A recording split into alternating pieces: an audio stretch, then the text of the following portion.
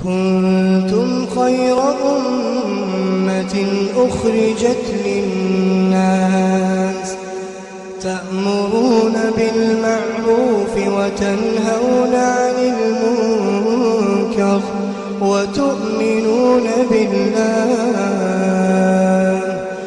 كنتم خير أمة أخرجت للناس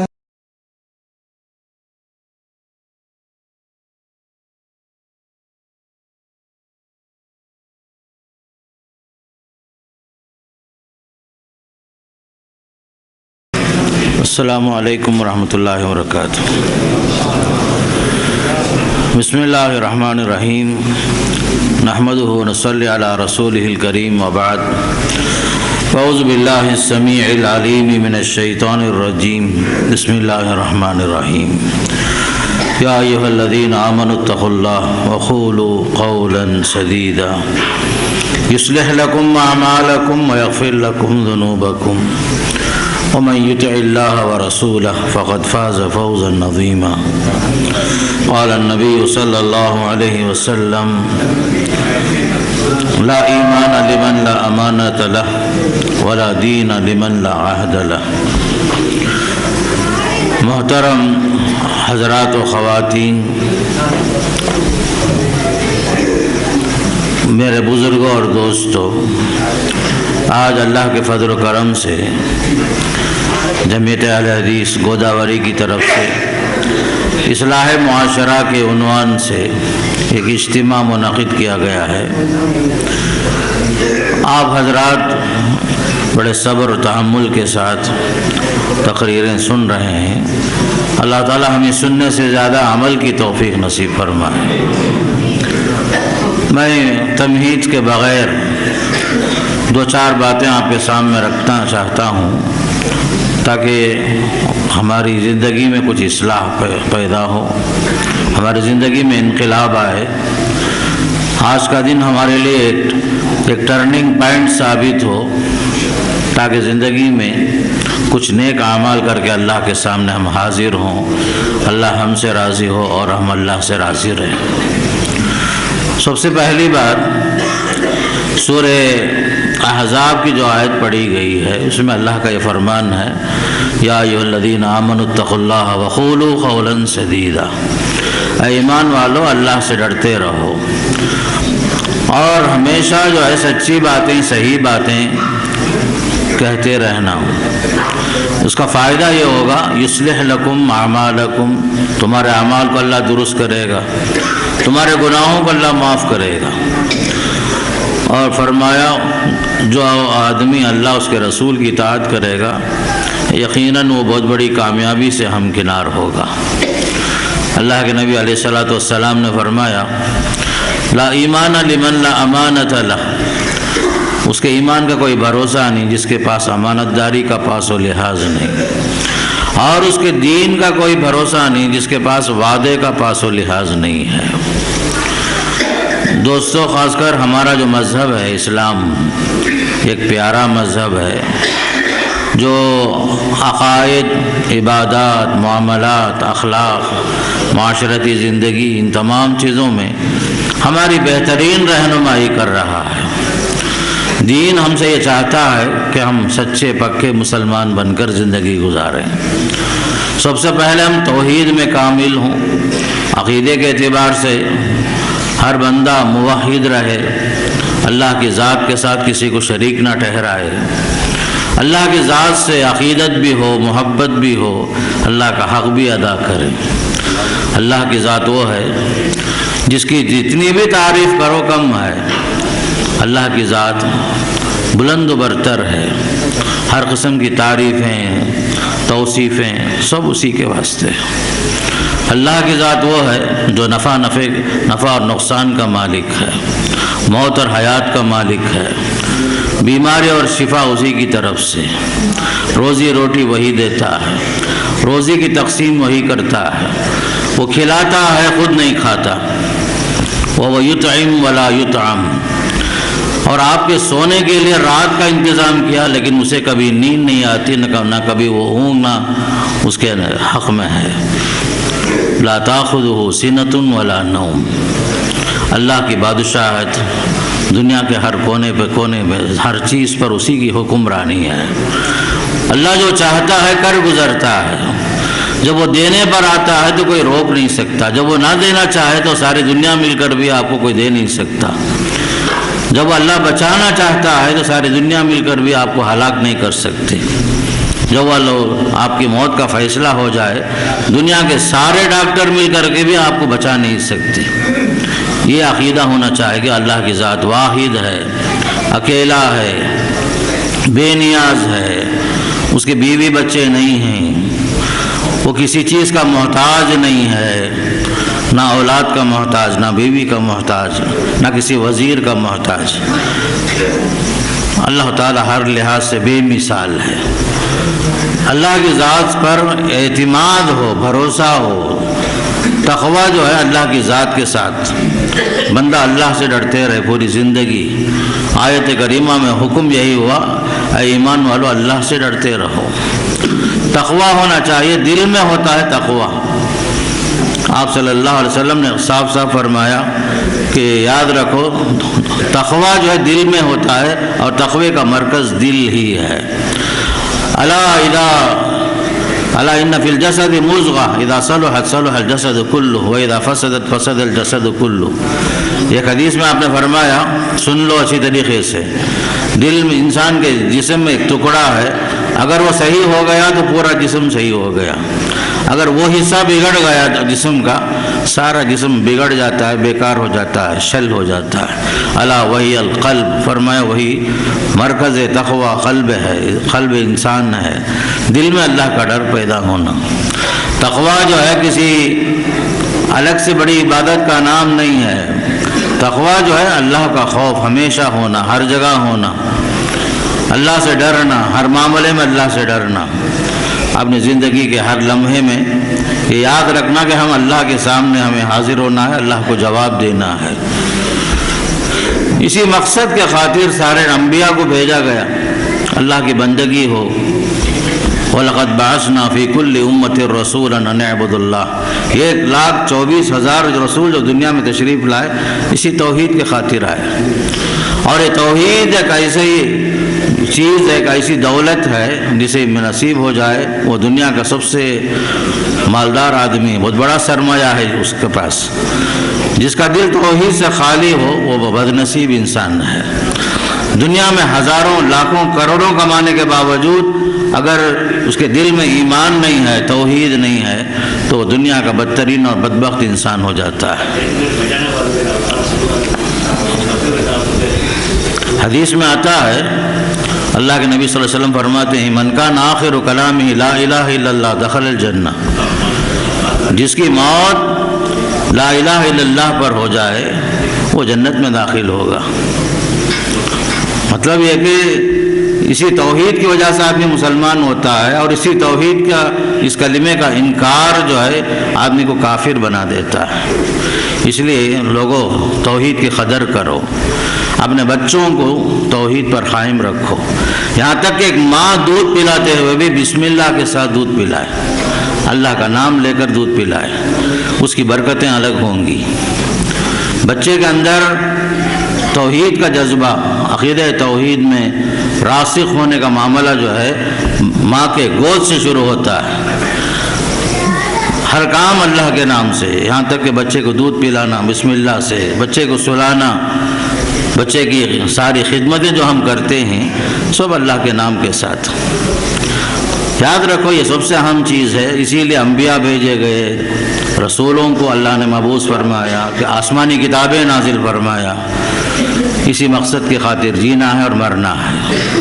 اور ہماری پوری کوشش یہ ہو کہ اب پوری زندگی عبادت کے معاملے میں، توحید کے معاملے میں کامل ہوں، کبھی ہماری زندگی میں شرک داخل نہ ہو، جو سب سے زیادہ اللہ کو ناپسندیدہ چیز ہے۔ سب سے بدترین گناہ اگر کوئی ہے دنیا کے اندر وہ شرک ہی ہے، اس لیے کہ وہ اللہ کے ساتھ بغاوت ہے۔ ہم لوگ بات جو ہے کسی کو بول دیتے ہیں، اگر آپ چاہیں تو میرا کام ہو سکتا ہے، یہ بھی ایک شرک ہے۔ آپ ایسا نہیں بول سکتے، اللہ نے جو چاہا وہی ہوگا۔ آپ کے چاہنے سے کچھ نہیں ہوتا، میرے چاہنے سے کچھ بھی نہیں ہوتا، وہی ہوتا ہے جو منظور خدا ہوتا ہے، جو اللہ چاہتا وہی ہوتا ہے۔ اللہ کی مشیت ہر چیز پر ہے، اللہ تعالیٰ کی مشیت ہر چیز پر ہے، یہاں تک ایک پتا بھی جو حرکت کرتا ہے اللہ کے علم میں ہے۔ دنیا کے ہر مخلوق کی غذا، روزی روٹی سب اسی کے اختیار میں ہے۔ وَمَا مِن دَابَّةٍ فِي الْأَرْضِ إِلَّا عَلَى اللَّهِ رِزْقُهَا۔ خاص کر ہمارے بچوں میں مکتب سے ہی ہمارے بچوں کو توحید کا سبق یاد دلانا ہے۔ اللہ ایک ہے، اس کا کوئی شریک نہیں، چاہے ہماری جان چلی جائے، گردن کٹ جائے، اللہ کے ساتھ ہم کسی کو شریک نہیں کر سکتے، اللہ کے ساتھ کسی کو شریک نہیں کر سکتے، نہ تصرفات میں، نہ عبادات میں، نہ معاملات میں، کسی چیز میں بھی۔ اللہ واحد ہے، اس کا کوئی شریک نہیں ہے۔ طواف صرف کعبۃ اللہ کا ہوگا، مزاروں کا، قبروں کا نہیں ہو سکتا۔ مانگنا ہے تو صرف اللہ سے مانگنا ہوگا۔ ہزار ضرورتیں انسان کو ہیں، ہر ضرورت اللہ سے پوری کرنا ہے، اللہ ہی سے مانگنا ہے۔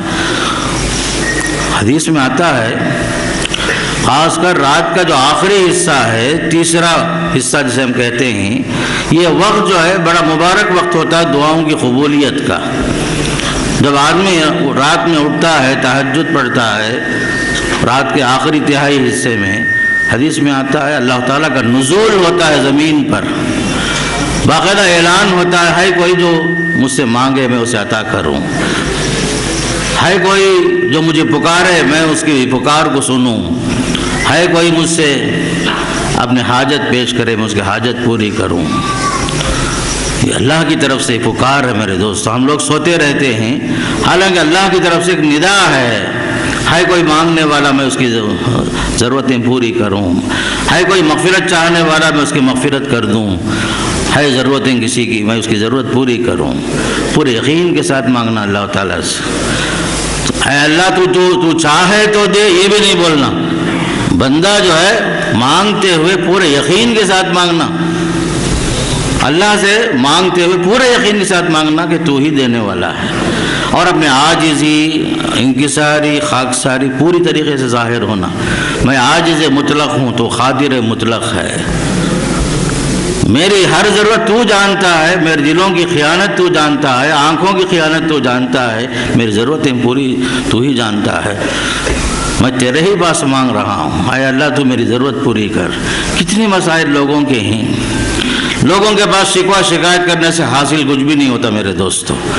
ذرا رات میں قیام اللیل کے ساتھ اللہ سے مانگیے، بیمار ہیں شفا اللہ سے مانگیے، مقروض ہیں قرض کی ادائیگی کا راستہ اللہ کھولنے والا ہے، اللہ سے مانگیے، گھر میں نمک کی ضرورت ہے اللہ سے مانگیے، بچیاں ہیں شادیاں نہیں ہو رہی، مناسب جوڑے نہیں مل رہے ہیں، اللہ سے مناسب جوڑے کے لیے اللہ سے دعا مانگیے، دنیا کی آخرت کی ہر بھلائی اللہ سے مانگیے۔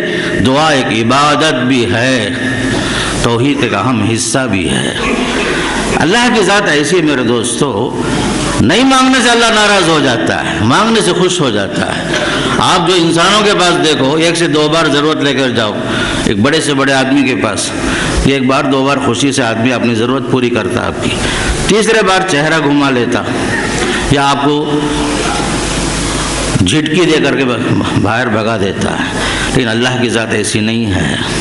حدیث میں آتا ہے جب بندہ ہاتھ اٹھا کے دعا مانگتا ہے تو اللہ فرماتا مجھے شرم آتی ہے، بندہ ہاتھ اٹھا کے مجھ سے مانگ رہا ہے، میں اس کے ہاتھ کو خالی کیسے لوٹاؤں؟ یہ ہے اللہ کی ذات۔ اللہ تعالیٰ بے نیاز ہے، غنی ہے، وہ قابل تعریف ہے، وہ قابل شکر ہے۔ وہ بندہ جو ہے اس کے سامنے سر جھکائے، عاجزی کے ساتھ سر جھکائے۔ من تواضع للہ رفعہ اللہ، فرماتے ہیں صلی اللہ علیہ وسلم، جو اللہ کے سامنے عاجزی اختیار کرے اللہ اس کی شان بلند کرتا ہے۔ آپ سجدے میں مانگے اللہ تعالیٰ سے اپنی ضرورتیں، حاجتیں وغیرہ، اللہ ضرور سنتا ہے۔ یہ ایک سجدہ جسے تو گراں سمجھتا ہے، ہزار سجدوں سے آدمی کو دیتا ہے نجات۔ در در کی ٹھوکریں کھا کر لوگ جو ہیں کہاں کہاں جا کر کے زندہ ولی، مردہ ولی کے نام سے لوگوں کو پکارتے ہیں، قبروں کا چکر، مزاروں کا چکر۔ لوگوں کے پاس صحیح علم نہیں ہے، صحیح عقیدہ نہیں ہے، لوگ بھٹکتے ہیں، بھٹکتے ہیں، یہاں تک کہ مندروں تک جا رہے ہیں، ہمارے مسلم عورتیں بھی جاتی ہیں، مسلم مرد بھی جا رہے ہیں، سمجھتے ہیں کہ جو ہے ہم لوگ مذہبی رواداری بول کر، آج کا حال ایسا ہو گیا ہے، غیر مسلم اگر وہ ہمارے مسجدوں کو آتا ہے تو اسے دیکھ کر کے مسلم قوم ان کے مندروں کو جاتے ہیں، باقاعدہ نذرانے پیش کر رہے ہیں، مندروں کو نذرانے پیش کر رہے ہیں، نعوذ باللہ من ذالک۔ شرک کے ساتھ کبھی سمجھوتا نہیں ہو سکتا، شرک کے اندر کبھی سمجھوتا نہیں ہو سکتا۔ توحید کے معاملے میں پکے رہنا مسلمان، عقیدے کے معاملے میں پکے رہنا، پوری زندگی اسی پر باقی رہنا میرے دوستو، یہ سب سے اہم چیز ہے۔ بلکہ تمام نبیوں کی وصیت یہی تھی۔ یعقوب علیہ السلام نے اپنے بچوں کو جو وصیت فرمائی، وَلَا تَمُوتُنَّ إِلَّا وَأَنْتُمْ مُسْلِمُونَ، تمہاری موت بھی آئے تو اسلام کی حالت میں آئے۔ خدا نہ کرے مسلم قوم مندروں میں ادھر ادھر گئے، موت وہاں آ گئی، خاتمہ بالشر ہوا، خاتمہ بالشر ہوا، خاتمہ بالخیر تو نہیں ہوا۔ اس لیے مسلمان ہر قوم میں ممتاز ہے، اپنا ہر قدم سوچ کر سمجھ کر رکھے۔ تو عقیدے کے معاملے میں پکے ہونا، توحید کے معاملے میں پکے ہونا، یہ کالے دھاگے، ہاتھوں میں دھاگے، پاؤں میں دھاگے، گلے میں دھاگے، تعویذوں پر بھروسہ، عاملوں پر بھروسہ، کیسے کیسے خرافات، نعوذ باللہ من ذالک۔ لوگوں اللہ سے اپنا تعلق جوڑ لو، توکل اللہ پر رکھو، تقوی اسی کے ساتھ رکھو۔ وَمَن يَتَّقِ اللَّهَ يَجْعَل لَّهُ مَخْرَجًا وَيَرْزُقْهُ مِنْ حَيْثُ لَا يَحْتَسِبُ، جو اللہ سے ڈرے گا اللہ تعالیٰ اس کے لیے راستے کھول دے گا اور روزی دے گا ایسے راستے سے کہ آپ سوچ بھی نہیں سکتے کہاں سے روزی آئی۔ روزی میں کمی ہے، نوکری نہیں مل رہی ہے، تعلیم میں مسائل ہیں، ہر مسئلہ اللہ سے حل کرو، ہر مسئلہ اللہ کے سامنے رکھو۔ یہ سب سے اہم مسئلہ ہے توحید کا معاملہ۔ دوسری طرف عبادات کا پہلو ہے، نمازوں کی پابندی کرو ہر مسلمان کے حیثیت سے، بالغ ہونے کے بعد مرنے تک نمازیں فرض ہیں، آپ جانتے ہیں، لیکن کبھی نماز میں غفلت نہیں ہونا، کبھی نماز میں غفلت نہیں ہونا میرے دوستو۔ حدیث میں آتا ہے ایک نماز آپ چھوڑ رہے ہیں، عمدن چھوڑ رہے ہیں، من ترک صلاۃ متعمدا فقد کفر، فرمایا کفر کا کام ہو جاتا ہے جانتے بوجھتے، حالانکہ نماز فرض ہے پھر جانتے بوجھتے چھوڑ رہے ہیں آپ، فرمایا فقد کفر۔ اور ایک حدیث میں آپ نے فرمایا العہد الذی بیننا وبینہم الصلاۃ، ہمارے اور کافروں کے درمیان آئیڈینٹیفیکیشن نماز کے ذریعے سے ہی ہے۔ آپ مسلمان ہیں، کیا علامت ہے آپ کی؟ عبداللہ نام رکھ لینے سے کوئی آدمی مسلمان نہیں ہوتا، نماز کے ذریعے سے آدمی مسلمان ہوتا ہے۔ نماز ایمان والوں کے لیے ایک معراج ہے، اللہ سے ملانے والی عبادت ہے میرے دوستو۔ اللہ کا حکم ہے، دیکھو وَأْمُرْ أَهْلَكَ بِالصَّلَاةِ وَاصْطَبِرْ عَلَيْهَا لَا نَسْأَلُكَ رِزْقًا نَحْنُ نَرْزُقُكَ، نماز کی پابندی کرنا، نماز کا حکم دینا گھر والوں کو، جم کے رہنا اس پر، ہم آپ سے روزی نہیں مانگتے، ہم آپ کو روزی دیتے ہیں۔ یاد رکھو نماز جو روزی کا ذریعہ ہے، وہ روزی روٹی کا ذریعہ نماز ہے۔ نماز آپ کے لیے ڈسٹرب نہیں ہے، نوکری میں، کام میں، آپ کے دھندے میں، نہیں نہیں نہیں نہیں، نماز آپ کے روزی کا ذریعہ ہے۔ نحن نرزقک، اللہ کا وعدہ ہے یہ۔ نماز پڑھ کے تو دیکھ دروازہ کیسے کھولتا ہے اللہ تعالیٰ، غیب کے دروازے اللہ کھول دیتا ہے۔ تو نماز کو معمولی نہ سمجھو میرے دوستو، ہمارے نبی کی زندگی میں سب سے اہم عبادت نماز ہی تھی، کبھی آپ نے نماز نہیں چھوڑا۔ بارش کے لیے نماز، دشمن کا خوف ہے تب بھی نماز، دشمن کا سر قلم کیا گیا اللہ کا شکر ادا کرنے کے لیے نماز، مصیبت آئی زور سے ہوا چلی تب بھی نماز۔ آپ صلی اللہ علیہ وسلم فرماتے تھے نماز میری آنکھوں کی ٹھنڈک ہے۔ تو خاص کر میرے دوستو نماز کی پابندی کرنا۔ کہیں ایسا ہوتا ہے کہ شوہر نمازی ہے تو عورت بے نمازی، کہیں عورت بے نمازی ہے تو شوہر بے نمازی۔ کچھ لوگ ہیں فجر کی نماز جماعت سے پڑھتے ہی نہیں کبھی بھی، الا ماشاء اللہ، پڑھتے بھی کب ہیں 8 بجے اٹھنے کے بعد یا ظہر میں ملا کے پڑھنے کی عادت۔ یہ زندگی کا جو ہمیشہ کا جو معمول بنا لیے ہیں، فجر نماز چھوڑنا بعد میں ادا کرنا، یہ آپ کے ایمان کے لیے خطرہ ہے، آپ کے ایمان کی سلامتی اس میں نہیں ہے۔ بلکہ حدیث میں آتا ہے بشر المشائین فی الظلام بالنور التام یوم القیامہ، اندھیروں میں چل چل کے آنے والے، مساجد کو آباد کرنے والے، ان کے لیے قیامت کے دن نور تام کی خوشخبری سنائیے۔ ایمان کی علامت ہے، مساجد سے تعلق باقی رکھیے، فجر کی نماز کی پابندی اسی طرح کرنا ہے جس طرح آپ عصر کی اور مغرب کی کرتے ہیں، اور شوہر اور بیوی یہ دونوں جو ہیں نمازی ہوں گے، تب چل کر کے بچے نمازی ہوں گے۔ عام طور پر ماں باپ کو شکایت ہے بچے نماز نہیں پڑھتے، اس کے پیچھے ماں باپ کا بھی قصور ہوتا ہے۔ تو بچے جو سیکھتے ہیں ماں باپ سے ہی سیکھتے ہیں، تو ماں باپ کو آئیڈیل بننا پڑے گا، خاص کر نماز کے معاملے میں۔ حضرت سعید بن مسیب رضی اللہ تعالیٰ عنہ قیام اللیل پڑھتے تھے، تہجد پڑھتے تھے، کچھ اور رکعتیں ملا کر پڑھتے تھے، کہتے تھے اپنے بچوں سے میں تمہاری خاطر کچھ اور رکعتیں ملا کے پڑھا تاکہ اللہ تمہاری حفاظت کرے، میری نیکیاں تمہیں کام آئیں گی بعد میں آگے چل کر۔ یہاں ایک بات یاد رکھو، خاص کر ماں باپ کی صالحیت، ماں باپ کی صالحیت، نیک ہونا، اس کا اثر بچوں پر پڑتا ہے، آپ کے نواسے اور پوتوں پر پڑتا ہے۔ اس کا واقعہ یہ ہے، اشارتاً بولتا ہوں، وقت نہیں ہے۔ حضرت موسیٰ اور خضر علیہ السلام کا واقعہ سورہ کہف میں ہے۔ وہاں 2 یتیم بچوں کا خزانہ تھا۔ حضرت خضر علیہ السلام نے موسیٰ علیہ السلام سے کہا یہ دیوار ٹوٹ گئی ہے، چلو دونوں مل کر ٹھیک کریں گے۔ اس سے پہلے وہ بستی والوں سے بھوک کی وجہ سے کھانا طلب کیا گیا حضرت خضر اور موسیٰ علیہ السلام سے، کوئی کھلایا نہیں پلایا نہیں۔ موسیٰ علیہ السلام غصے میں تھے پہلے ہی۔ جب حضرت خضر نے کہا یہ دیوار ٹوٹ گئی ہے، اس بستی میں ایک دیوار ہے، چلو ٹھیک کر دیں گے، تو موسیٰ علیہ السلام انکار کر رہے تھے شروع میں۔ آخر کار جب ان باتوں کی تعویل جب پیش کی گئی تو کہا گیا جس دیوار کی مرمت کا حکم جو ملا اللہ کی طرف سے حضرت خضر کو، وہ 2 یتیم بچوں کا خزانہ ان کے ماں باپ کی طرف سے وہاں نیچے رکھا ہوا تھا، اس کی حفاظت کی خاطر دیوار جو گر رہی تھی اس کو بلند کیا گیا تاکہ بچے بڑے ہونے کے بعد وہ خزانہ اٹھا لیں۔ وہاں ایک جملہ قرآن مجید کی آیت کا حصہ ہے، وَكَانَ أَبُوهُمَا صَالِحًا، ان کے ماں باپ بڑے نیک تھے، صالح تھے۔ ان کی وفات کے بعد ان یتیم بچوں کے مال کی حفاظت اللہ کرا رہا ہے حضرت موسیٰ اور خضر کے ذریعے سے۔ حضرت موسیٰ اور خضر علیہ السلام کے اس واقعے میں بتایا جا رہا کہ وَكَانَ أَبُوهُمَا صَالِحًا۔ حضرت عمر بن عبدالعزیز رحمۃ اللہ علیہ کہتے ہیں کہ آدمی کی صالحیت اس کے ذریت میں، اس کے اعلیٰ اولاد میں، اس کے پوتوں میں، اس کے نواسوں میں بھی، پیڑا پیڑی میں بھی اس کی صالحیت کام آتی ہے۔ کتنی بڑی چیز ہے ماں باپ کی صالحیت، ماں باپ کا نیک ہونا، اللہ والے ہونا، نمازی ہونا، دیندار ہونا، ایمان کے راستے پہ چلنا، اتباع سنت پر چلتے رہنا، اس کا فائدہ کیا ہوتا ہے؟ آپ کا ہی نہیں بلکہ آپ کے پیچھے آپ کی نسلوں کی حفاظت اللہ کر رہا ہے۔ وَكَانَ أَبُوهُمَا صَالِحًا وَأَمَّا الْجِدَارُ فَكَانَ لِغُلَامَيْنِ يَتِيمَيْنِ فِي الْمَدِينَةِ وَكَانَ تَحْتَهُ كَنْزٌ لَهُمَا وَكَانَ أَبُوهُمَا صَالِحًا فَأَرَادَ رَبُّكَ أَن يَبْلُغَا أَشُدَّهُمَا، تمہارا رب کا یہ ارادہ تھا یہ بچے بڑے ہو جائیں، بالغ ہو جائیں، آگے چل کر بعد میں وہ خزانہ اٹھا لیں وہ لوگ، اس لیے ہم نے وہ دیوار کی مرمت کی۔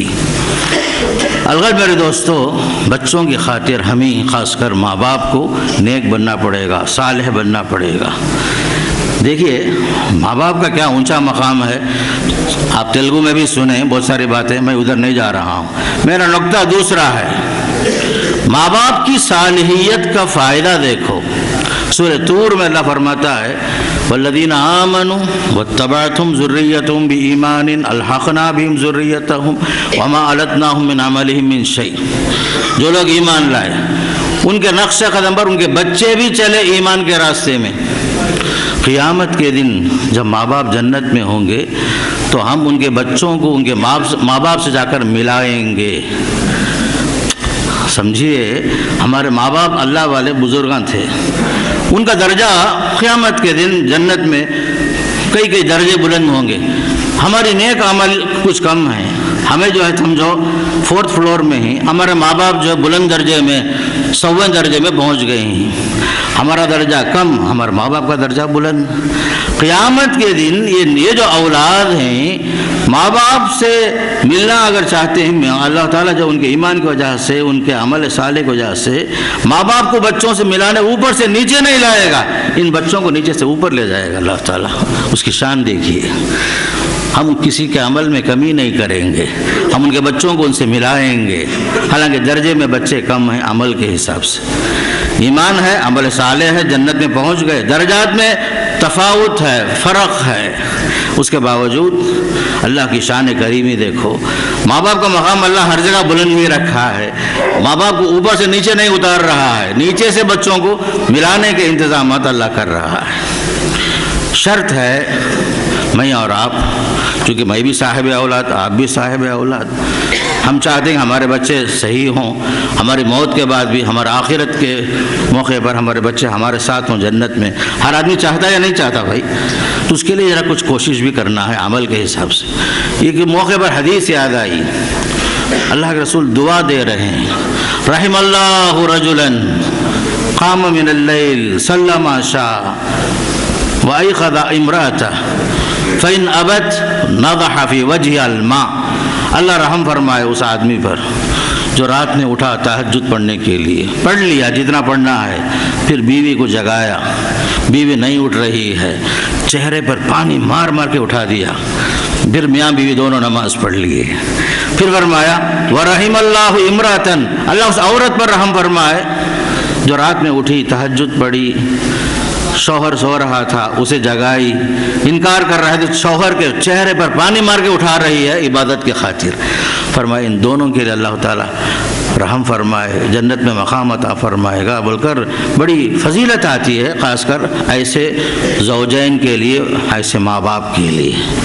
تو اس لیے میں کہہ رہا ہوں جب ہم چاہتے ہیں کہ ہمارے بچے فرض نماز کی پابندی کریں تو ہم جو ہے لازماً ماں باپ ہوتے ہوئے ذرا نفل نمازوں کی پابندی ہونا، قیام اللیل جس کو ہم تراویح کہتے ہیں، تہجد کہتے ہیں، رمضان میں نام جتنا بھی بولو ایک ہی چیز ہے وہ، تو آپ کو سال بھر جو قیام اللیل کا اہتمام کرنا ہوگا، تہجد کا اہتمام کرنا ہوگا، کوئی مشکل کام نہیں میرے دوست۔ سحری میں اٹھتے ہیں ہم لوگ، آدھا گھنٹہ پہلے اٹھتے ہیں، وہی معمول بنا لینا، اذان سے آدھا گھنٹہ پہلے اٹھنا، 4 رکعت 6 رکعت پڑھ لیے، وتر آخری میں 1 رکعت پڑھ لیے، اذان کا انتظار کیے، نماز فجر کی پابندی کر لی باجماعت، یہی ہے قیام اللیل۔ آپ سے جو ہو سکتا ہے، یہ بڑا آسان معاملہ ہے میرے دوست، بچوں کی خاطر، بچوں کی آخرت کی خاطر۔ ہم لوگ دنیا بنانے کے لیے بچوں کے لیے کیا کیا نہیں کر رہے ہیں ہم لوگ، لیکن آخرت بنانے کے لیے ہم نے کیا کیا؟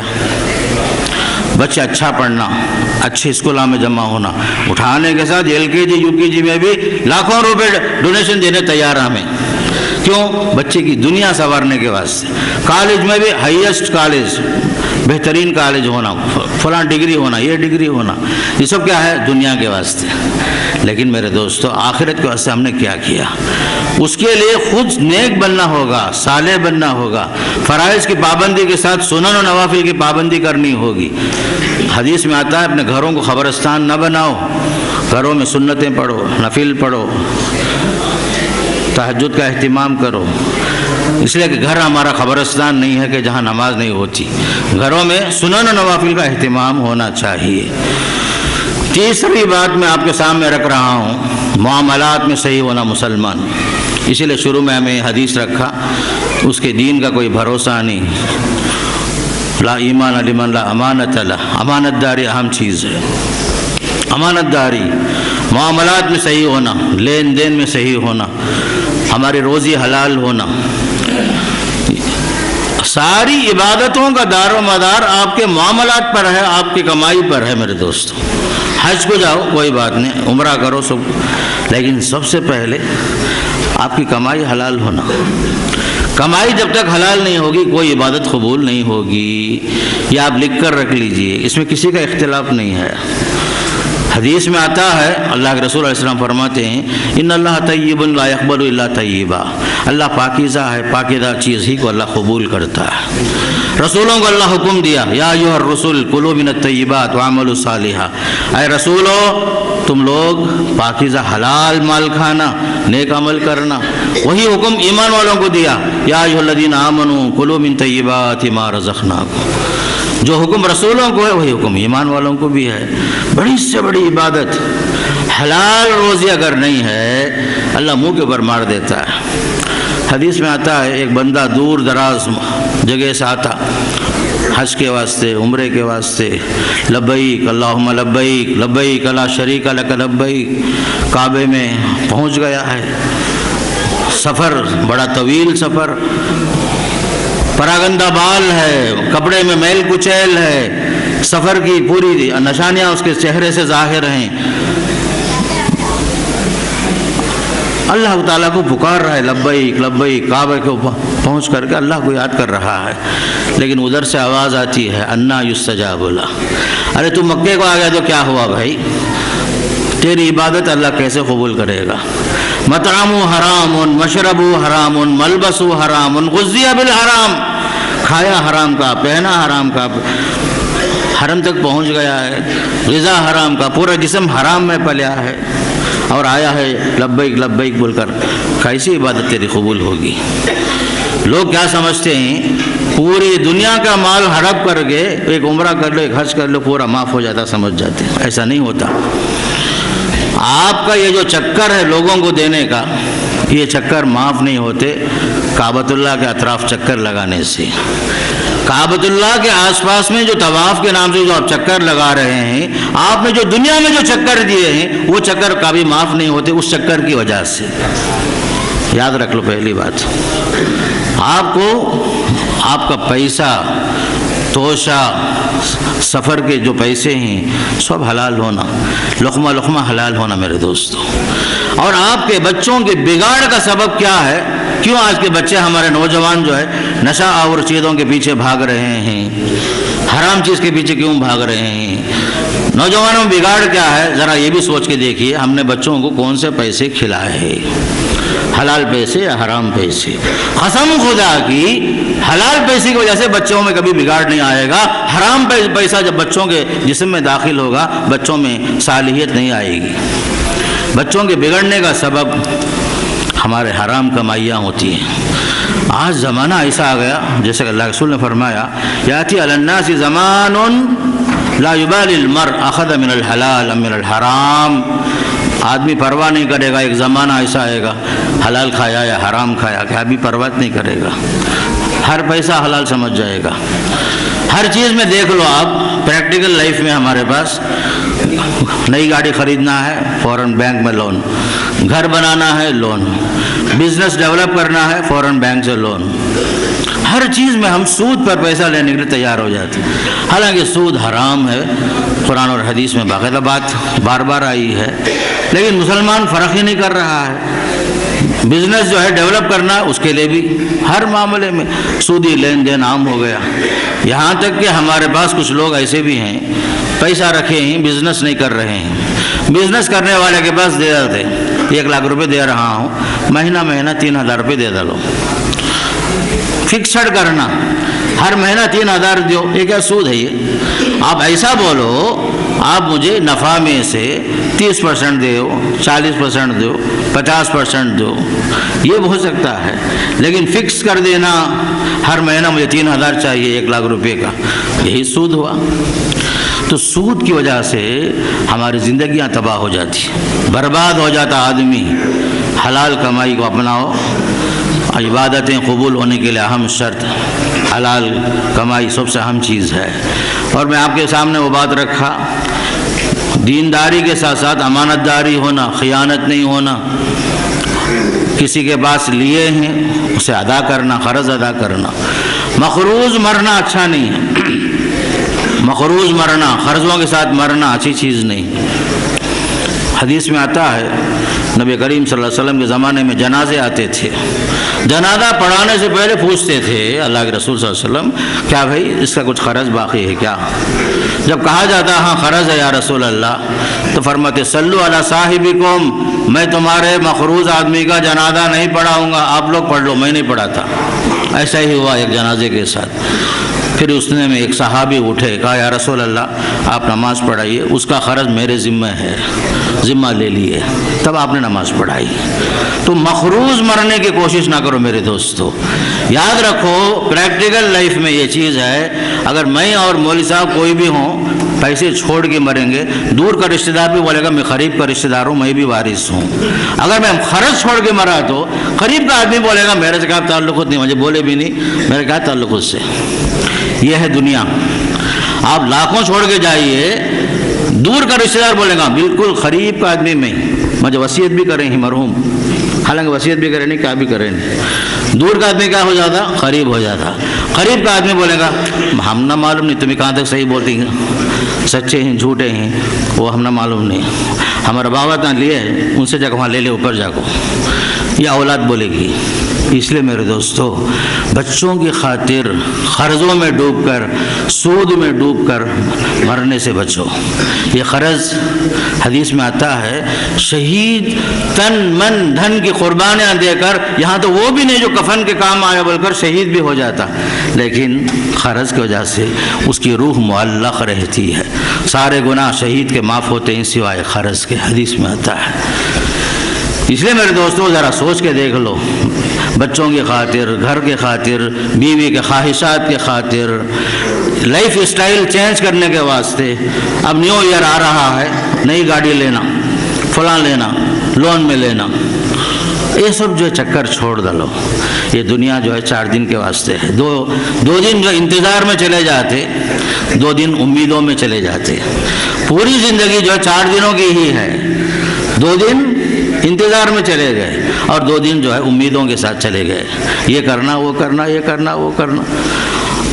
انسان کتنا حریص ہے، کتنا بھی خوشحال رہے، پوچھو کیا بھئی اچھے ہیں کیا، خیریت کیا، نہیں ابھی لائف میں سیٹ ہوا نہیں برابر، لاکھ پتی رہے گا، کروڑ پتی رہے گا، اچھی کمائی رہیں گی، کتنا بھی رہنے دو، پوچھو جگہ بولے گا نہیں بھئی ابھی ذرا کچھ ہے باقی، پروگرام لمبے چوڑے رکھا ہے۔ آدمی جو ہے لائف میں سیٹ کب ہوتا معلوم ہے، لائف میں کب سیٹ ہوتا ہے معلوم ہے، قبر میں اتارنے کے بعد چہرہ اس کا قبلے کی طرف کیا جاتا، تب اوپر سے کھڑے ہو کر آدمی بولتا ہاں اب سیٹ ہو گیا تھا۔ کب قبر میں اتارنے تک آدمی کی خواہشات ختم نہیں ہوتے، لائف میں سیٹ ہوا نہیں بولتے رہتا، پھر بھی جو ہزاروں کمائی، لاکھوں کمائی، سب کچھ ہونے کے باوجود سکون کی زندگی گزارتا نہیں۔ کیا ہے، حلمی مزید، حلمی مزید، مزید کا چکر، مزید کا چکر۔ یہ دنیا دل دل ہے میرے دوستو، یہ دنیا کیا ہے، دل دل ہے۔ امام غزالی فرماتے تھے یہ دنیا کی مثال ایک برف کی طرح ہے، برف ہے۔ برف بیچنے والا کہہ رہا ہے بھائی میرا سرمایہ ڈوب جائے گا، ذرا جلدی لے لو، جلدی لے لو، جلدی لے لو۔ وہ حالت ہے، یہ دنیا کا برف ہے، پگھل جائے گا، جلد سے جلد پگھلے گا، واپس نہیں لوٹے گا۔ یہ دنیا تماشا ہے میرے دوستو، یہاں کھیل کود ہے، لہو و لعب ہے، تماشا ہی تماشا ہے۔ ہر آدمی جو ہے فخر کے ساتھ جینا چاہتا، لیکن فکر نہیں آخرت کی۔ سامان 100 برس کا، پل بھر کی خبر نہیں۔ سامان 100 برس کا ہے، انسان کو اپنی آخرت، اپنی موت، کچھ بھی فکر ہی نہیں آدمی کو۔ حالانکہ روزانہ کندھا دے رہا ہے جنازے کو، یہ نہیں سمجھ رہا ہے مجھے بھی تو مرنا ہے۔ ذرا ہماری حقیقت دیکھ لو میرے دوستو، ہم لوگ دنیا میں جب آئے 60 سال 70 سال 80 سال پہلے خالی ہاتھ آئے، 60 سال 70 سال کروڑوں روپے کمانے کے باوجود، 4 بنگلے، 4 کاراں، سب کچھ ہونے کے باوجود جب دنیا سے رخصت ہوتے ہیں، حاصل کیا ہوا، سوائے کفن کے کچھ بھی نہیں ملا۔ پوری زندگی کا خلاصہ کیا ملا، وہ بھی کیا ہے، 5 میٹر کپڑے، 5 میٹر کپڑے، وہ بھی چند دن کے بعد کپڑے بھی جو ریزہ ریزہ ہو جاتے۔ ہماری حیثیت کچھ بھی نہیں ہے۔ عقلمند انسان وہ ہے یہاں رہتے ہوئے وہاں کے لیے کچھ تیاری کر رہا ہے. بل توثرون الحیات الدنیا والآخرۃ خیر وابقیٰ. کچھ عمل ایسے کرو جو اللہ کو راضی کر سکیں آپ، جو اللہ کے لیے کر سکیں آپ، جو اللہ کو راضی کر سکیں آپ. یہ دنیا داری بہت ہو گئی بھائی، دنیا داری بہت ہو گئی. آخرت کے لیے جیو. جینا تو ہر حیوان جی لیتا ہے، لیکن ہم کیا ہیں؟ انسان ہیں، اشرف المخلوقات ہیں. اللہ کے سامنے حاضر ہونا ہے، وہاں مقام بلند ہونا ہے، وہاں کی کچھ تیاری کر لو. اس لیے کہ قبر میں اتارنے کے ساتھ آپ کے ساتھ کوئی نہیں آئے گا. چاہنے والے اولاد، چاہنے والے احباب، جان دینے والی بیوی بچے، کوئی بھی نہیں آتا. آپ کو اکیلا رہنا ہے، اکیلا سونا ہے، اکیلا جواب دینا ہے آپ کو. یہ چیز سب سے اہم ہے. ذرا خاموش رہو بھائی، ذرا خاموش رہو. باہر والے یا تو سامنے آ جاؤ ادھر. تو بہرحال یاد رکھو یہ دنیا جو ہے ایک تماشا ہے، اس سے بڑھ کر کچھ حیثیت نہیں ہے. اسی لیے بتایا میں آپ کو، یاد رکھو معاملات میں سچے رہو، کھرے رہو، لین دین میں صحیح رہنا، حلال کمائی کھانا، بچوں کو حلال کی تعلیم دینا، حلال روزی کھلانا بچوں کو چاہے کم ہی کیوں نہ ہو. حرام روزی میں کوئی برکت نہیں ہے، حلال میں اللہ برکت رکھا ہے، یہ ذہن میں رکھ لو. چوتھی بات آپ کے سامنے رکھتا ہوں، اخلاق اور عادات کو سنوار لو. یہ اسلام کی تبلیغ کا ایک اہم ذریعہ. اور قیامت کے دن اعمال میں وزنی عمل ہوگا. قیامت کے دن وزنی اعمال میں حدیث میں آتا ہے تقوی اور حسن اخلاق، یہ دو چیزیں قیامت کے دن بہت بھاری ہوں گی. کردار اہم ہونا چاہیے. اخلاق، نبی کے اخلاق کو سامنے رکھو، صلی اللہ علیہ وسلم کے اخلاق جس کے بارے میں قرآن کہتا ہے انک لعلی خلق عظیم. بلند اخلاق پر فائز تھے آپ صلی اللہ علیہ وسلم. کبھی آپ نے کسی کا برا نہیں چاہا.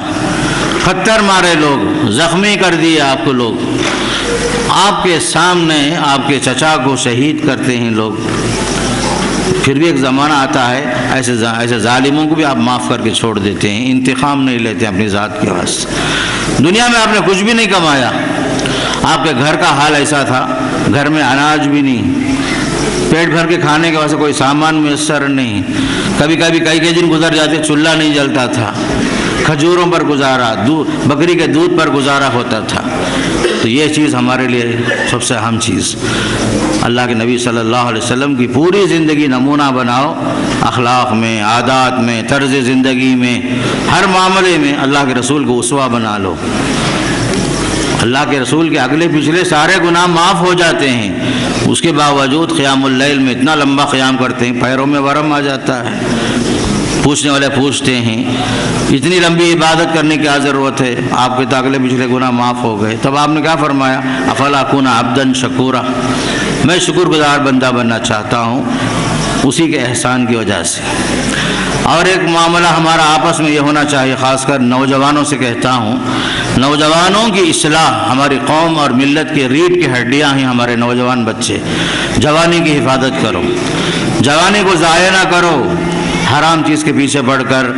بیڑی، سگریٹ، نشے کی چیزیں، نشے کے پاؤڈرز، نشے کے جتنی چیزیں آ رہی ہیں جس میں ہمارے بچے، نوجوان طبقہ، کالجوں میں پڑھنے والے، الا ماشاء اللہ ایک بڑا طبقہ جو تباہ ہو رہا ہے، اپنی جوانیاں تباہ کر رہا ہے. حالانکہ حدیث میں آتا ہے کہ جوانی کا جو مرحلہ ہے بڑا قیمتی مرحلہ ہے.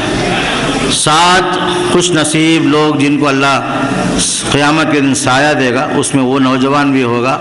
شاب نشا فی عبادت اللہ، جو اللہ کی بندگی میں جوانی گزارا، حرام کے قریب نہیں گیا، حرام کے قریب نہیں گیا. اصحاب کہف میں اس واقعے کے پیچھے دیکھو، وہ بھی چند نوجوان تھے، توحید کو بچانے کے واسطے پہاڑوں میں جا کر سوئے، غار میں جا کے سوئے. 303 سال، ایک طویل مدت. 309 سال، 300 وازدادوا 9، 300 سنین وازدادوا 9، 309 سال اللہ نے ان کو سلایا، پھر دوبارہ جگایا. بعد میں یہ قدرت کے تماشے دیکھو، اللہ تعالیٰ کی قدرت کی نشانی بن گئے وہ لوگ. یہ بھی کون تھے؟ چند نوجوان تھے.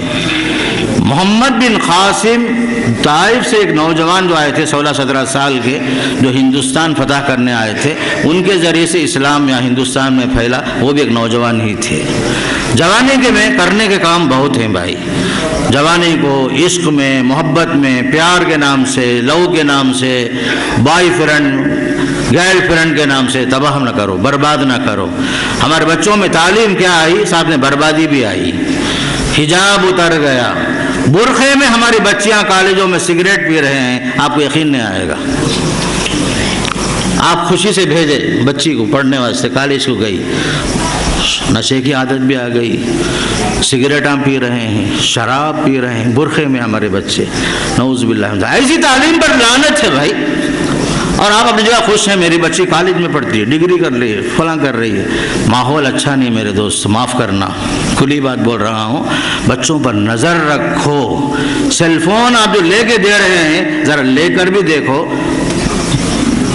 بچوں کے کانٹیکٹس میں نمبر میں کون کون ہیں، مسلمس ہیں، غیر مسلمس ہیں۔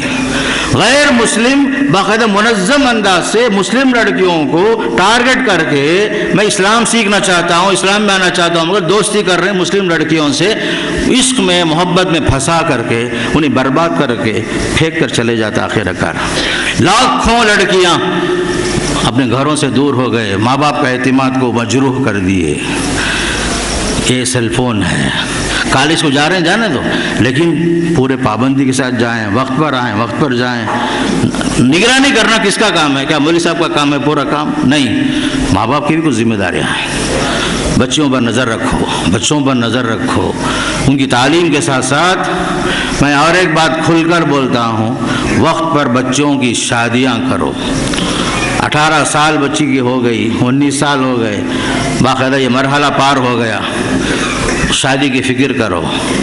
اسٹیٹس کے نام سے، خاندان کے نام سے، پیسے کے نام سے، جھوٹی شان کے واسطے بچوں کی زندگی کے ساتھ مت کھیلو، میں ماں باپ سے کہتا ہوں۔ نتیجہ کیا ہوتا ہے؟ آپ کی تاخیر کی وجہ سے بچے غلط راستے پہ جاتے ہیں، اس کا سبب بچے نہیں آپ بن جاتے ہیں۔ بعض بچے یہاں تک بولتے ہیں، میں سنایا مولوی صاحب کو، کہ ہماری شادی اس وقت ہوگی جب ہمارے ماں باپ مر جائیں گے، تب ہماری شادی ہوگی۔ کیا اسٹیٹس، جھوٹی شان، ہمارا بچہ، ہمارا آنے والا داماد ایسا ہونا، اتنا کمانا انہیں، فیشن والا ہونا۔ کیسے فیشن؟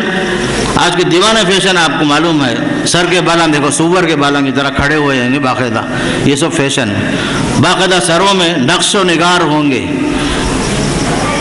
کپڑے پھٹے ہوئے، یہ سب فیشن کے نام سے ہم لوگ یورپی تہذیب سے مروب ہو کر ہمارے نوجوان تباہ ہو رہے ہیں۔ ہم لوگ جو ہے دینی تعلیم سے دور ہو گئے، اور ہمارے گھروں میں جو ہے ایک ایسا اچھا رشتہ آتا ہے دیندار لڑکے کا، اسے ہم اپڈیٹ نہیں سمجھتے، ریجیکٹ کر دیتے ہم لوگ۔ وجہ کیا ہے؟ وہ دیندار ہے، داڑھی رکھا ہے چہرے میں، کپڑا ٹخنے سے اوپر پینٹ پہنا ہے، یہ پسند نہیں آتا ہمارے نوجوان نسل لڑکیوں کو۔ اور ماں باپ بھی کچھ اسی طرح کے ذہن کے، ایسا داماد چاہیے جو ہماری بچی کو ویکنڈ میں لے کر گھومے باہر، ہر سال لے کر گھومے، نعوذ باللہ من ذالک۔ دینداری پیدا کرو میرے دوستو، اپنے ہاتھ سے اپنے بچوں کی زندگیاں تباہ نہ کرو۔ بعض مناسب رشتے آتے ہیں، ہم لوگ ریجیکٹ کرتے کرتے بچیوں کی عمریں 30 تک بھی پہنچ جاتی، شادی نہیں ہوتی، جبکہ اس کی سہیلیاں 4 بچوں کی ماں بن جاتی ہے۔ وہی نخرے لڑکوں میں بھی ہوتا ہے، لڑکیوں میں بھی۔ کیوں؟ ہم لوگوں نے کیا سمجھا؟ نکاح کو اہمیت نہیں دی ہم لوگ۔ نکاح کیا ہے؟ ایک مسنون عبادت ہے، نکاح ضرورت بھی ہے، سنت بھی ہے، نبیوں کی سنت بھی ہے، انسان کی ضرورت بھی ہے، مرد کی حاجت ہے، عورت کی حاجت۔ جہاں تک ہو سکے نکاح کو عام کرو، آسان کرو، کہ یہاں تک کہ زنا مشکل ہو جائے، زنا مشکل ہو جائے۔ ہم نے نکاح کو مشکل کیا، زنا کے راستے آسانی سے کھل گئے۔ آدمی زنا کرتا ہے، کوئی عیب نہیں۔ اگر کسی نے 2 نکاح کر لیا، 2 شادی کر لیے، معاشرہ اسے بری نگاہ سے دیکھتا، اشارے کرتا، 2 شادیاں اس کے، 3 شادیاں اس کے۔ وہی ایک آدمی حرام کام کر رہا ہے، وہ آپ کو جو ہے پسند، وہ جو ہے پسند ہے آپ کو، اس پر کوئی تبصرہ نہیں کرتا۔ لوگوں، سنت سنت ہے، حلال حلال ہے، حرام حرام ہے، معاشرے کو تباہی سے بچاؤ، اپنی ذہنیت کو جو ہے، سوچ کو، فکر کو، خیالات کو اسلامی بناؤ۔ نکاح بزنس نہیں ہے، نکاح بزنس نہیں ہے، عبادت ہے۔ یہ سمپل طریقے سے ہو سکتا ہے، ہم لوگ اس میں بھی لاکھوں روپے خرچ کرنے کے عادی ہو گئے، شادی محل کے نام سے شہروں میں تباہ ہو جاتے، انواع و اقسام کے کھانے میں ہمارے پیسے تباہ ہو جاتے، برباد ہو جاتے۔ حالانکہ نکاح جو ہے سمپل چیز ہے، مختصر خرچے میں نکاح ہونے کی چیز، لیکن ہم لوگ رسم رواج، خاندان کا مسئلہ، لوگ کیا بولیں گے، لوگ کیا بولیں گے، لوگ کیا بولیں گے، کچھ بھی نہیں بولیں گے، تو مر گئے تو مر گئے بولیں گے، مخروج ہو گیا تو کیا بھی بولیں گے، لوگ کیا بھی ساتھ نہیں دیں گے۔ میرا سوال آپ سے یہ ہے، ایمانداری سے بولنا آپ لوگ، کیا یہ ضروری ہے کہ بیٹی کا گھر بسانے کے لیے باپ پلیٹ فارم پر آ جائے، گھر بیچ کر کے مجبور ہو جائے؟ کیا بھی عقل مندی ہے کیا یہ؟ کیا آپ کو پسند ہے آپ کی آنے والی بہو کی خاطر آپ کا جو سمدھی ہے پلیٹ فارم پر آ جائے، گھر بیچے، آپ کے جوڑوں کی خواہش پر، آپ کے جہیز کے لعنت کی وجہ سے؟ یہ کون سی عقل مندی ہے میرے دوستو؟ آپ کے گھر میں بھی بچیاں ہیں، لہذا یہ رسم و رواج، یہ جہیز ہندوانہ رسم و رواج ہے، اس سے بچو، اس سے بچو میرے دوستو، کسی کو تکلیف نہ دو۔ حدیث میں آتا ہے اعلنوا النکاح وجعلوه فی المساجد، نکاح کا اعلان کرو، مسجدوں میں رکھو نکاح، کوئی تکلیف نہیں کسی کو، حیثیت کم ہے کھجور بانٹ ڈالو، قصہ ختم، شربت پلاؤ، قصہ ختم۔ بعض علاقے میں ایسا بھی ہوتا ہے شربت پلا کر بھیج دیتے، قصہ ختم۔ تکلیف اٹھانے کی چیز نہیں ہے ہمارے پاس اسلام میں، لا ضرر ولا ضرار، نہ خود نقصان اٹھاؤ نہ کسی کو نقصان پہنچاؤ۔ حیثیت ہے کھلاؤ پلاؤ، حیثیت نہیں ہے جو حیثیت اسی پر اکتفا کرو۔ لالچ مت بنو کہ فلاں گھر سے کیا آئے گا، فلاں گھر سے کیا آئے گا، یہ سب چیزیں یاد رکھو میرے دوست۔ معاشرے میں یہ سب چیزیں بہت اہم ہیں، اسلامی معاشرہ بناؤ اپنے معاشرے کو، اپنی بستی کو، آپ کی وجہ سے کسی کو تکلیف نہ ہو۔ اور ایک چیز میں بتا رہا ہوں آپ کو، یاد رکھو، ملک کے جو موجودہ حالات ہیں اس سے باخبر رہو، بے خبر نہ رہو۔ موجودہ حالات ایسے خطرناک ہوتے جا رہے ہیں، ہماری ہر چیز پر نظر، ہمارے ہر چیز پر اعتراض، ہر چیز پر پابندی، کبھی گائے کے نام سے پابندی، کبھی مساجد پر بری نظر، ہمارے قبرستانوں، ہمارے اوقاف پر بری نظر، ہماری شہریت پر جو ہے معاملہ مشکوک، ہمیں بے دخل کرنے کی پوری کوششیں، یہاں تک کہ ایک مسلم لڑکی ڈاکٹر بن کر سند لے رہی ہے تو ایک وقت کا وزیر اعلیٰ اس کا حجاب کھینچ کے دیکھ رہا ہے، کتنی بے حیائی اور بے شرمی کی بات ہے۔ پوری دنیا تھوک رہی ہے یقیناً، لیکن یاد رکھو حالات کتنی تیزی سے بدل رہے ہیں۔ ہندوستان کا ماحول وہ نہیں ہے جو پہلے تھا میرے دوستو۔ کتنے مساجد بلڈوزر کے نظر ہو گئے، بڑے فخر کے ساتھ ان لوگوں کا نام دیا جاتا ہے بلڈوزر بابا۔ دنیا اسے برا نہیں سمجھ رہی ہے۔ ہماری نظروں میں عبادت گاہیں سب قابل احترام ہیں، اسلام اسے کبھی کسی کی عبادت گاہ کو گرانے کا حکم نہیں دیتا، کسی کی عبادت خانے کو۔ یہاں تک کہ حالت جنگ میں بھی کوئی آدمی اپنے عبادت خانے میں مصروف ہے عبادت میں، اسے چھیڑ چھاڑ کرنے کی اجازت نہیں، غیر اللہ کے باطل ہونے کے باوجود اسے گالی دینے کی اجازت نہیں۔ وَلَا تَسُبُّوا الَّذِينَ يَدْعُونَ مِن دُونِ اللَّهِ، یہ ہے ہمارا اسلام۔ لیکن حالات، ہندوستان کے جو حالات ہیں میرے دوستو، اپنے ڈاکومنٹس کو صحیح رکھو، برتھ سرٹیفکیٹ سے لے کر، آدھار سے لے کر، پین کارڈ سے لے کر، اسپیلنگ تک، اور آپ کے جو جائیداد ہیں صحیح ڈاکومنٹس رکھو، یہاں تک کہ مساجد و مدارس کے ڈاکومنٹس بھی صحیح رکھو۔ ناجائز قبضے کی چال چل رہی ہے، خاص کر کے کبھی قریب میں سپریم کورٹ میں ایک نیا کیس یہ بھی آیا ہے، مسلمان کے ختنے پر پابندی لگائی جائے۔ ختنہ کیا بھائی، سنت ابراہیمی ہے وہ، اور اس پر بھی لوگوں کی نظر، ختنہ کیوں کرتے مسلمان؟ بعض ممالک میں مسلم قوم کو کیوں دفنایا جاتا ہے، دفنانے سے پابندی بعض ملکوں میں ہوا ہے۔ کیا کرنا؟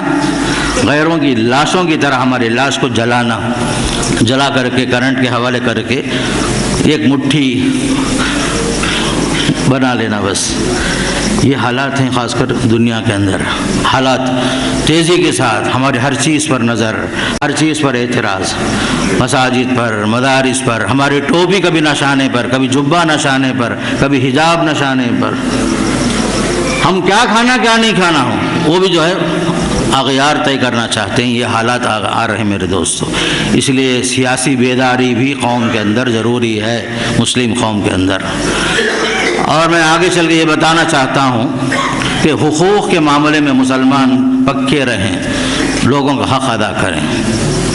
ہمارے آپس کے اختلاف کا ایک سبب ہمارے خاندان میں کیوں محبت نہیں پہلے کی طرح، دوستی کیوں نہیں ہے، بھائی بھائی میں دشمنی کیوں ہے، بھائی بہنوں میں آپس میں ناچاقیاں کیوں ہیں. ایک سبب ہے حقوق کے اندر ڈنڈی مارنا. میں آپ کا حق ادا نہیں کر رہا ہوں، آپ میرا حق ادا نہیں کر رہے. خصوصاً وراثت کے معاملے میں ہم لوگوں کا مال ہڑپ کر لیتے ہیں، بہنوں کا حق ہڑپ کر لیتے ہیں، باپ کا حق پورا اپنا مال سمجھ جاتے ہیں. یہ سب چیزیں ہمارے معاشرے میں چل رہی ہیں. حالانکہ حدیث میں آتا ہے لوگوں کو ان کا حق پہنچا دو، حق وراثت پہنچانے کا حکم ہے. یاد رکھ لو، مرنا مجھے بھی آپ کو بھی ہے. مرنے کے ساتھ 4 حق لازم آتے ہیں ہمارے میت کے ساتھ. پہلا کفن دفن، اس کا انتظام اگر کوئی نہیں کر رہا ہے تو میت کے چھوڑے ہوئے مال سے کفن دفن کا انتظام. دوسرا حق قرض کی ادائیگی. تیسرا حق جو ہے وصیت اگر ہے غیر وارث کے لیے، 1/3 مال سے 1/3 سے وصیت پوری کریں گے بشرطے کہ وہ وارث کے لیے نہ ہو. چوتھا ماں بقیہ مال جو بچا ہے وہ وارثوں میں تقسیم ہوگا. اس میں تاخیر ہم لوگ کر رہے ہیں. باپ گزرے زمانہ ہو گیا، ماں گزرے زمانہ ہو گیا، بہنوں کا حق مانگنے سے بیچاریاں بھائیوں سے ڈرتی ہیں، پوچھنے پر لڑائی جھگڑا آپ لوگ کرتے ہیں، حق دینے کے لیے آپ لوگ پیچھے ہٹتے ہیں. زمانہ گزر گیا. حالانکہ وفات کے تیسرے دن آپ کا یہ کام شروع ہو جانا، میت کا چھوڑا ہوا مال کیا ہے، امیر ہو غریب ہو فقیر ہو سب کے پاس کچھ نہ کچھ آدمی چھوڑ کے جاتا ہے. ترکہ تقسیم ہونا چاہیے، تاخیر نہیں ہونا چاہیے. حقوق کی ادائیگی سے ہی تعلقات میں مضبوطی ہوتی.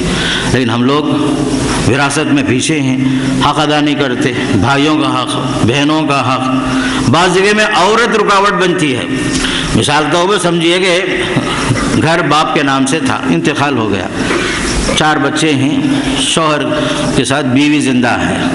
اس عورت کا یہ کہنا ہے جو گھر کی اب ماں بن گئی ہے، گھر کی بڑی ہے، میری زندگی تک تمہارے باوا کے مال میں ہاتھ رکھو نہ کو. یہ عورت کو بولنے کا حق ہی نہیں ہے. اس لیے کہ وارثوں میں سے ایک وارث اس کی بیوی بھی ہے، بچے بھی ہیں.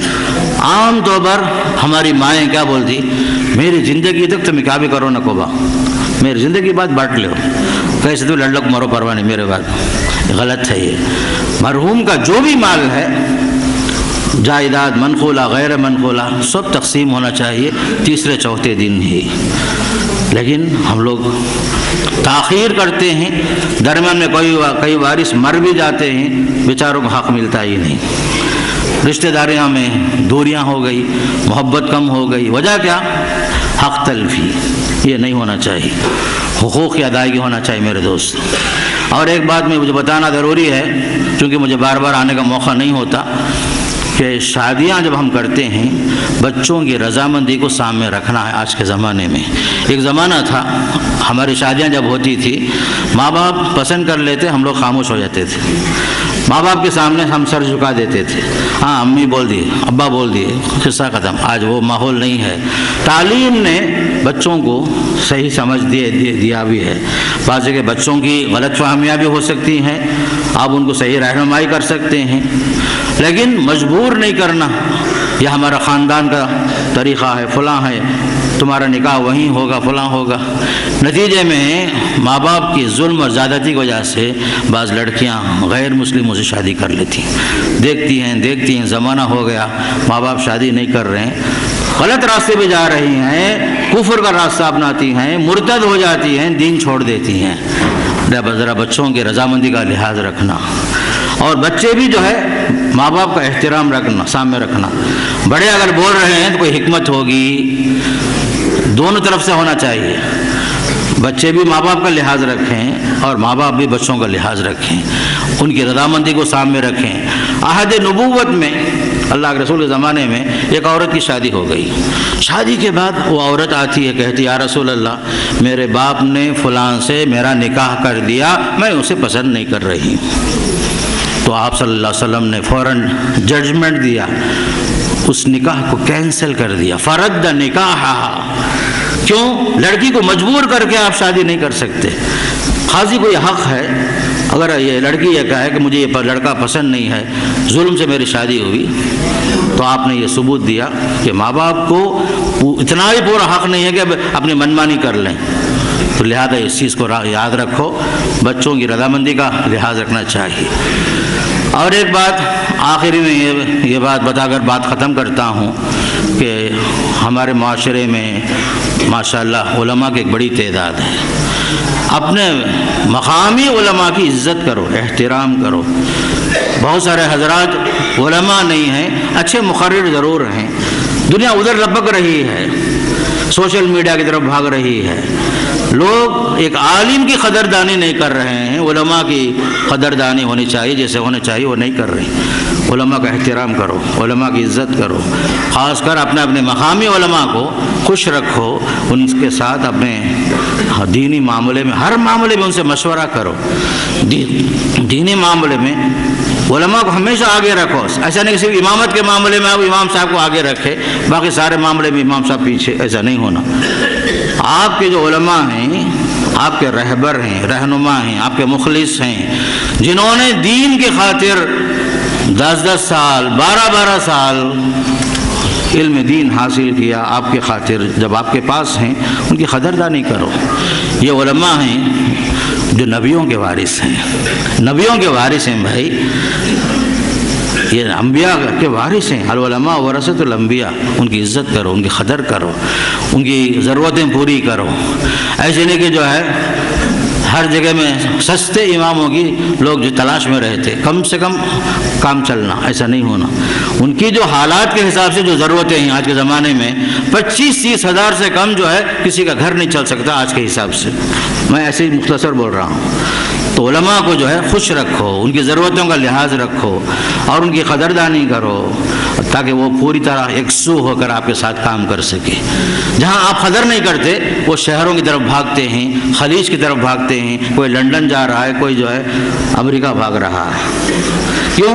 ہم لوگ علماء کی قدردانی نہیں کر رہے ہیں، ہم لوگ، وجہ وہی ہے میرے دوست۔ لہذا ایک چیز یہ ہے، اور آخری بات یہ ہے، مسلم قوم اپنی جماعت کے ساتھ وابستہ رہے، اپنی جمعیت کے ساتھ وابستہ رہے، ان کے صفوں میں اتحاد ہو، الفت اور محبت ہو، ہر ایک کے ساتھ خیر خواہی کا جذبہ ہو۔ یہ چیز رہے گی، دشمن کبھی ہمارے صفوں میں داخل نہیں ہو سکتا۔ اخلاص میں کمی آئے گی، للہیت میں کمی آئے گی، دشمن ہم پر حاوی ہو جائے گا۔ حدیث میں آتا ہے، اللہ کے رسول نے فرمایا، ایک زمانہ ایسا آئے گا کہ دشمن آپ پر ایسے ٹوٹ پڑیں گے جیسے بھوکے لوگ دسترخوانوں پر ٹوٹ پڑتے ہیں۔ تو صحابہ پوچھے، او من قلت یا رسول اللہ، کیا ہم لوگ اس وقت تعداد میں کم ہوں گے؟ فرمایا کہ نہیں، تم لوگ بہت زیادہ رہو گے، لیکن تمہاری حیثیت سمندروں کے اوپر جھاگ کے برابر ہوگی۔ جھاگ کف سمجھتے نا، تمہاری حیثیت جھاگ کی ہوگی۔ پھر فرمایا تمہارے اندر وہن داخل ہوگا۔ صحابہ پوچھے وہن کیا چیز ہے؟ فرمایا حب الدنیا و کراہیت الموت، دنیا سے محبت، موت سے نفرت۔ کوئی آدمی مرنا ہی نہیں چاہے گا، لانگ لائف جینے کے لیے پوری کوششیں کرے گا، سمجھے گا کہ دنیا دائمی ہے۔ ایسا مت کرو، دنیا سے محبت ایک حد تک ہی ہونا چاہیے۔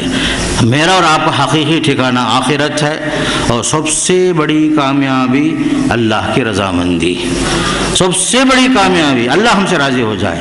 فمن زحزح عن النار وادخل الجنۃ فقد فاز، جس کے بارے میں قیامت کے دن فیصلہ ہو کہ آپ کو جہنم سے دور کر دیا گیا، جنت کے آپ مستحق ہو گئے۔ سب سے بڑی کامیابی یہی ہے، میری اور آپ کی کوشش یہی ہو۔ دنیا گزر جائے کیسے بھی گزر جائے، لیکن آخرت تباہ نہ ہو، آخرت تباہ نہ ہو، ورنہ اس سے بڑا خسارہ کچھ بھی نہیں میرے دوستو۔ آپ جیے 60 سال 70 سال سب کچھ جیے، لیکن آخرت کے لیے کچھ بھی نہیں ہوا ہمارے پاس۔ اور یاد رکھ لو ہم داعی امت ہیں، ہماری حیثیت داعی کی ہے، کنتم خیر امہ۔ ہمارے ساتھ 80% ایسے لوگ ہیں جو کفر باللہ کے ساتھ، شرک کے ساتھ وابستہ ہیں۔ ہماری حیثیت داعیانہ کردار کی بھی ہونی چاہیے۔ ہم اپنے اخلاق سے، اپنے عادات سے، طور طریقے سے، گفتار سے، کردار سے بتائیں کہ ہم مسلمان کسی کے دشمن نہیں ہیں۔ ہم جو وہ ہیں جو دنیا کے لیے رحمت بن کر آئے۔ ہمارا نبی وہ ہے جو رحمت للعالمین ہے۔ ہمارا رب وہ ہے جو رحمان بھی ہے، رحیم بھی ہے۔ کافر نہیں مانتا اسے، پھر بھی اسے کھلا رہا ہے، بلکہ اسے سونے کے چمچے میں بھی کھلا رہا ہے۔ وہ رب ہے ہمارا رحمان رحیم۔ یہ سوچ پیدا کرو، داعیانہ سوچ، اس لیے کہ ایک ذمہ داری ہے میری بھی اور آپ کی بھی، ورنہ قیامت کے دن میرا اور آپ کا پڑوسی اگر یہ بول دیا پروردگار زندگی میں بے رام سامی تھا، کپے سامی تھا، پڑوسی میں مولوی صاحب تھے، پڑوسی مسلمان تھے، ایک دن بھی اسلام کی دعوت نہیں دیا، اس وقت میری حالت کیا ہوگی؟ قل هو اللہ احد اللہ الصمد، اس کا ترجمہ جان کر اسے سمجھا دو۔ یہ آپ کی طرف سے البلاغ ہو گیا، البلاغ، یہ آپ پر ذمہ داری ہے بھائی، پورا کام مول صاحبہ کا نہیں۔ آپ کو جتنا معلوم ہے، آپ کے پاس کام کرنے والے ہیں، گھروں میں، کمپنیوں میں، ڈرائیوروں میں، پڑوسیوں میں اچھے تعلقات ہیں ہمارے ہندوستان میں غیر مسلموں سے۔ ایک پیغام یہ بھی ہے، ہم داعی قوم ہیں، مدعو کے ساتھ ہمدردی کے ساتھ پیش آئیں۔ یاد رکھ لو، میں مثال دے کے سمجھا رہا ہوں، مجھے اور آپ کو کافر سے نفرت نہیں ہونا، کفر سے نفرت ہونا، مشرک سے نفرت نہیں ہونا، شرک سے نفرت ہونا، بدعتی سے نفرت نہیں ہونا، بدعت سے نفرت ہونا۔ میں ایک ڈاکٹر ہوں، مریض سے اگر میں نفرت کیا تو میں حجام بن جاؤں گا۔ اگر مریض کے ساتھ ایک ڈاکٹر اگر نفرت کا اگر معاملہ کرتا ہے، اسے بغض ہو مرض سے، ڈاکٹر کیا کرے؟ مریض کے مرض کے ازالے کی کوشش کرے، مریض سے نفرت نہ کرے۔ ویسے یہ قوم جو ہمارے سامنے ہے، اگرچہ کہ ہمارے ہر چیز پر اعتراض کرتی ہے، مریض قوم ہے۔ میں اور آپ ڈاکٹر کی حیثیت سے ہیں، ہمارا سلوک مریض کے ساتھ کیسے ہونا ہے، یہ سوچ لیجئے۔ یہ میرا آخری پیغام ہے۔ مجھے بھی آپ کو بھی اللہ تعالیٰ سننے سے زیادہ عمل کی توفیق نصیب فرمائے۔ آپ لوگوں نے بہت دیر سے سنا، میں آپ کا شکریہ ادا کرتا ہوں، جمعیت کا شکریہ ادا کرتا ہوں، ذمہ داروں کا شکریہ ادا کرتا ہوں کہ آپ حضرات نے مجھے سنا، مجھے بلایا، کچھ بولنے کا موقع دیا۔ جو بھی ہے اللہ مجھے بھی اور آپ کو بھی آخرت میں اس جگہ میں ملائے جہاں پر اللہ کے نیک بندے ہوں گے انشاءاللہ تعالیٰ۔ اللہ تعالیٰ ہم سب کو نیک توفیق نصیب فرمائے، ایمان کامل نصیب فرمائے، عمل صالح کی توفیق نصیب فرمائے، رضا الہی کے لیے ہر کام کرنے کی توفیق نصیب فرمائے، اختلافات سے، مخالفتوں سے بچنے کا اللہ توفیق نصیب فرمائے۔ اللہ ہمارے صفوں میں الفت اور محبت پیدا فرمائے، ہمارے دلوں میں اللہ محبت پیدا فرمائے، کدورتوں سے، بغض سے، عداوتوں سے، نفرتوں سے اللہ ہمیں دور رکھے۔ جو بھی کام کریں ہم اللہ کے لیے کریں، اللہ کو راضی کرنے کی کوشش کریں، جب موت بھی آئے خاتمہ بالخیر ہو۔ وصلی اللہ علی نبینا محمد والحمد للہ رب العالمین۔